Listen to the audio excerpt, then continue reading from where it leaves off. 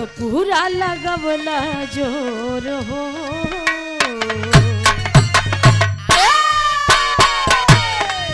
तू तो पूरा लगवला जोर हो, देहिया हमारी कमजोर हो।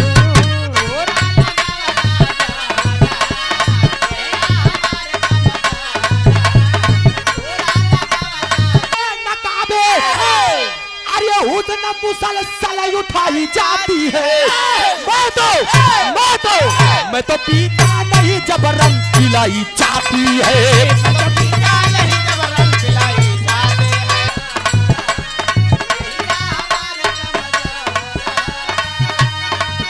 तू तो पूरा लगवला जोर हो, देहिया हमारी कमजोर हो। तनिको दर्द नहीं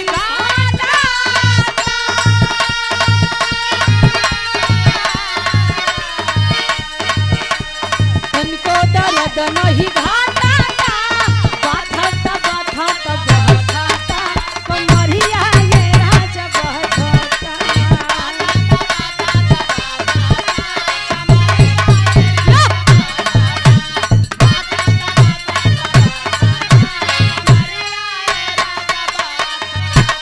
और ये सुनील चौरसिया भैया जी की ओर से 11 रुपये के सम्मान के बहुत बहुत प्रणाम बा।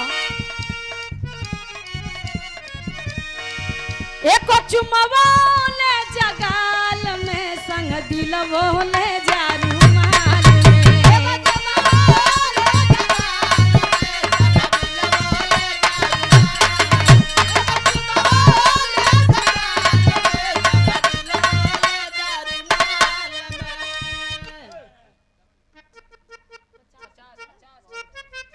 आप बड़का भैया जी की ओर से 50 रुपये दे के सम्मान किए।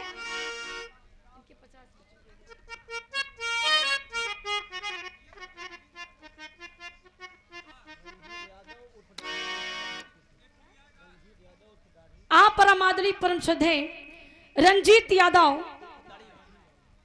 उर्फ दाढ़ी भैया जी की ओर से 50 रुपये दे के सम्मान के भैया के बहुत बहुत प्रणाम बा। एको चुमवोले जगाल में संग दिलवोले जारुमाल में।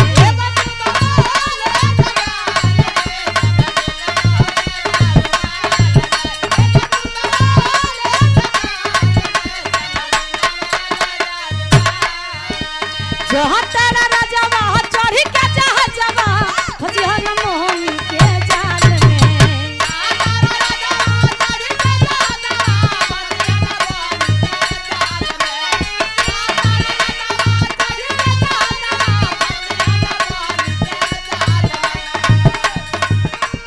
जहाँ तेरा राजवा चढ़ी के जहाजवा फसिहन मोहनी के जाल में। एको चुमवोले जगाल में संग दिलवोले जारुमाल में।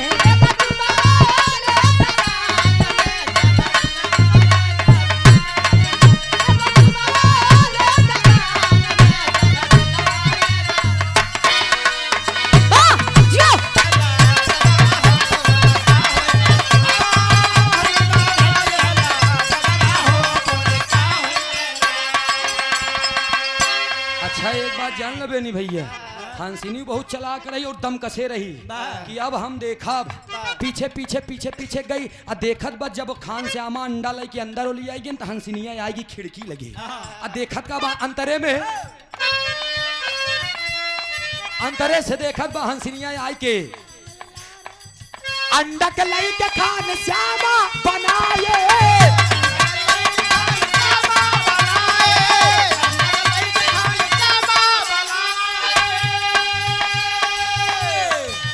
चकुआ से जोर से तब तक चलाए।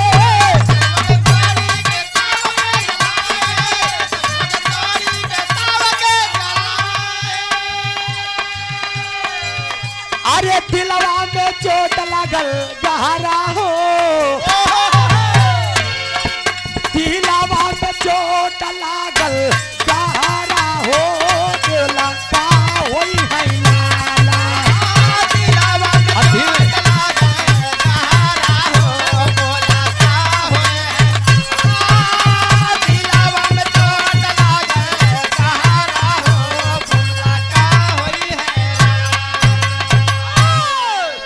और ये पिंटू यादव बोमापुर से 100 रुपया का पुरस्कार। चैड़ों में पहलगी बहुत बहुत नमस्ते बा आशीर्वाद की चाबा के भन्नू डेरी माधव डेरी जन्माष्टमी पे बिरहा सूरज यदुवंशी और सोना के। अच्छा हमारा और सोना सुहानी जी के बिरहा हुई जन्माष्टमी पे। पहले डेट तो हम लोग देख ले ही का हो। ठीक बा बहुत बहुत नमस्ते बा आशीर्वाद की चाबा। एक शोर से सभी सकल पंच के नमन बा। और ये किशोरी यादव जी अखिलेश यादव जी के गाना गावे बना हो कौनो दिक्कत में गाय देबे लेकिन बिरहा के बाद अब बहन कहानी पहले स्पष्ट हो जाए दिया अने मनई बहन कहीं अरे मोर माइन हन तो लबल लबल लब सिंह नहीं चाटन कहानियां समझी ना यार का गाय कहानी समझ में आवे के चाहिए। और ये सत्यदेव नसीर अच्छा फूफा नमस्ते नमस्ते। हम देख गए कि झटका में अरे तो जाना था बिरहा जगत में सबसे बड़ी खोपड़ी राम आधार दादा की रही। इतने समय क्यों कहा तो सूरज यादव के ये हमारे फूफा की तरफ से 21 रुपया का पुरस्कार। बहुत बहुत नमस्ते बा प्रणाम बा आशीर्वाद दे हम बच्चे कला में कामयाब रहे जहां रहे खुश रहे आबाद रहे। छोड़ा ए भैया इधर खिड़की से झांकत बा हंसनी और देखत बा सुना अगर भी रहा तोरे न समझ में आओ तो चुपचाप ऐसे उठ के चला जा। बार बार हमका खुदंदी ना करे। ए भैया हंसनिया देखत बा किया रे हमारे बेटवा के ऊपर चाकू से वार कर रहा है ये उन्नति सिंह। इतना देखत पकड़ के करेजा तुरंत बैठ गया करे मोरी माई रे अरे मोरी माई रे हमरे लड़किया के तुरंत काट डावत रे। उस माँ से पूछिए जिस माँ के सामने उसके बच्चे का कत्ल कर दिया जाए, जिस माँ के सामने उसके बच्चे को काट दिया जाए, बलि चढ़ा दी जाए, आज माँ बिलख करके रो रही है। किस लिए अंतिम पड़ाव को देखना चाहती है कि मेरे बच्चे को आखिर क्या करते हैं। ई बात को ले जा करके और जब देखत बा धीरे धीरे धीरे धीरे आमलेट बन के तैयार होत बा। और जब आमलेट बन के तैयार होत बा तो ले करके आमलेट खान श्यामा उन्नत सिंह के कमरे में जाता है और हंसनी लौट करके आती है और वो डेहरी पे बैठत बा कि देखी ई आमलेट का करत है उन्नत सिंह। बिरहा सम्राट ओम प्रकाश यादव बक्सर बिहार के करुड़ रस के एक लाइन तर्ज लगी मार साहब आवा कैसे। हाँ अच्छा तेरी बातें ले लो नया नवाब बरसा अरे नया नवाब बरसाई पानी थी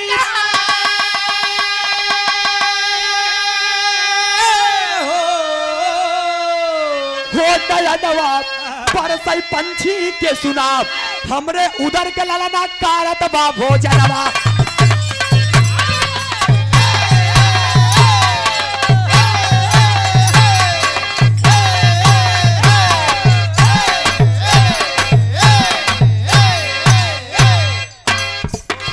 हमरे उधर के लाला कारत बा भोजनवा नया नवा बरसाई पंछी के सुना रोवत बा पंछी। और भाई अमलेटवा उठा के जैसे चम्मच लगाए के खाए लागे खान श्यामा रोने लगी वो पंछी कि मैं आपके दरबार में रह करके आपका नमक खाई स्वामी महाराज मैंने आपका नमक खाया है लेकिन आपने उस नमक के बदले में मेरे को उजाड़ दिया। मेरे 100 बच्चों को आपने आहार कर लिया भोजन कर लिया। मैं कहाँ जाऊंगी। अगर आपको यही चाहिए होता तो बता दिए होते मैं आपके दरबार में रहकर अपने पूरे बच्चों को जन्म देती और आपके ही अनाज पर पलती। लेकिन नहीं साहब मैं जानती थी कि आप मेरे साथ में गद्दारी कर सकते हैं इसलिए मैं हमेशा वन की तरफ रही हूं और उधर का एक एक दाना चुन करके अपने जिंदगी का यापन करती थी। आपने मेरे बच्चों को मार दिया मौत के घाट उतार दिया। रोवत पर रोवत रोवत हुआ कि जमी गीली हो गई। और तब तक चौथे कवर में उन्नत सिंह महाराज जी के नजर वो पंछी के ऊपर पड़ गई। और जब नजर पड़ गई तो उठा करके रख दिया और पूछने लगे कि क्या बात है तुम क्यों रो रही हो।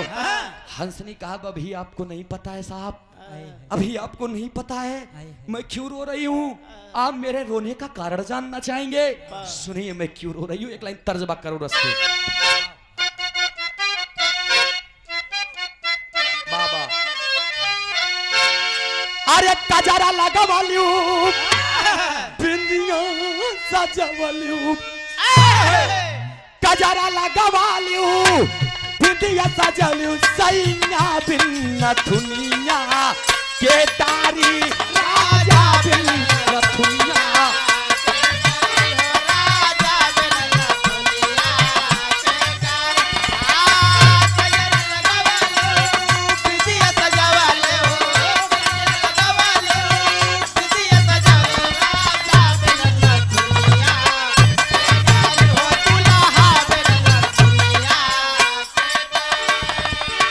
राजन आप सुनना चाहते हैं? सुनिए, आपसे बड़ा पापी इस दुनिया में कोई नहीं है राजन। आप पापी हैं, आप दुराचारी हैं, आप निर्दयी हैं, आपके दिल में प्यार नहीं है, निर्मलता नहीं है साहब। राजन गुस्से में और इधर हंसनी रोवत बा कहत बा तो खौजड़ाला बाजिन बनवाला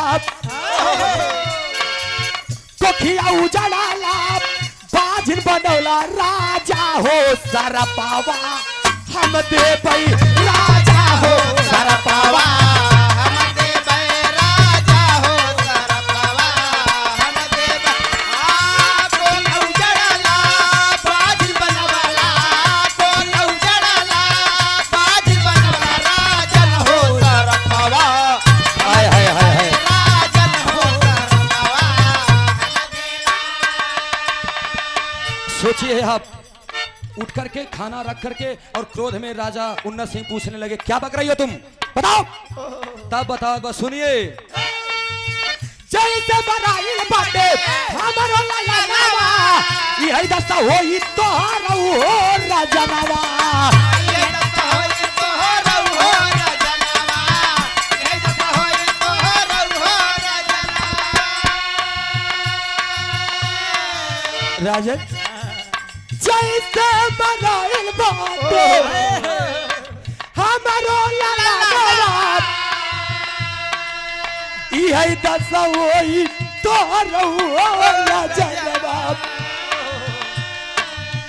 हमने चेहरा भी नहीं देखा, मरल लाला नावा पूजा न मनवा मरल लाला नावा पूजा न मनवा राजन हो सरपवा हम के बाज